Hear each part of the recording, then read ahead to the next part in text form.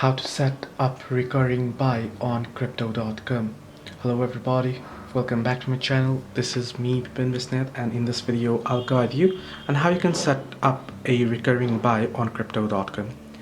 Well, you can use the recurring buy feature in the crypto.com app in order to set up recurring buy.